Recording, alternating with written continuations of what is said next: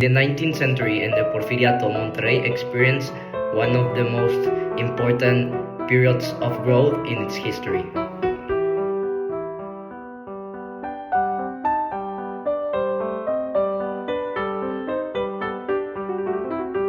Industrialization gave Monterrey further technologies such as the telegraph, electricity, and the expansion of railroads that helped modernize the city.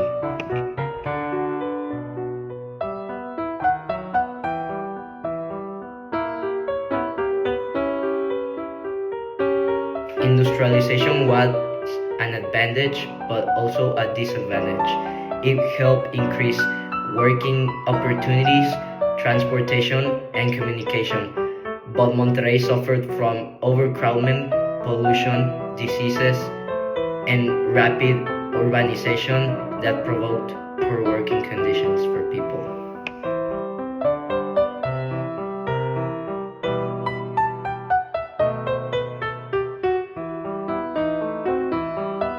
All of these changes helped shape Monterrey's identity, but it also helped shape its industrial development and its urban development as well.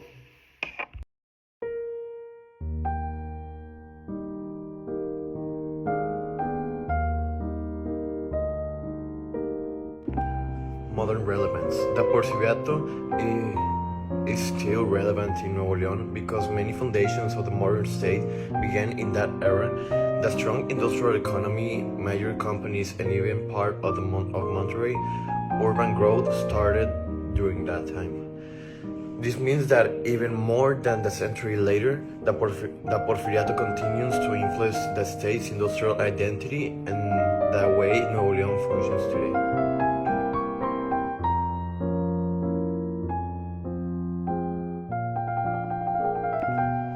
Over time, the way people view Porfiriato in Nuevo León has changed. At first, it seemed mainly a period of progress because factories, commerce, and modernization grew quickly. Today, people understand it in a more balanced way. There was an important development, but also inequality and difficult conditions for many workers. Because of this, the Porfiriato is now seen as a time with both positive and negative sides. Over the years, the way people in Mexico had seen Porfirio had changed drastically. After the Mexican Revolution, Porfirio was seen as a dictator who limited freedoms and created social inequalities in the country within the same citizens.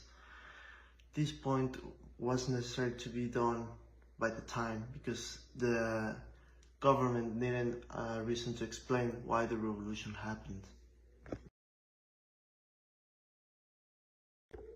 But as well, it was already a matter of time for people to start noticing that what Porfirio did in Mexico, not only in Monterrey, but in all the country, has made a lot of advances that we still apply to this day and we don't even notice it. The technologies that he implemented and the economic growth we went through the Porfiriato had proven that Porfirio had his bad times being a dictator or a president and his good times as well. For example, nowadays, the modernizations caused by Porfirio are seen more like needed, that they needed to be happen, yet it was not a great time to live in. For the workers were oppressed all the time and their rights were not appealed. They were brutally treated, and we cannot judge the Porfiriato of something completely wrong or completely right. It has both sides, had something from the both sides. And in conclusion, because all of this, we need to have an ethical and responsible view of the Porfiriato's legacy. If we only look at the progress and ignore the suffering, we commit ourselves to make the same mistakes over time. But if we only look at the negative parts, we miss how modernized Mexico could really become. And in the end, we need to understand that Porfiriato had such as inequalities, but even though it had its modernizations. And the Porfiriato teaches us to know how to not be with the human rights and to appeal them, and to show us that we could modernize more than we are and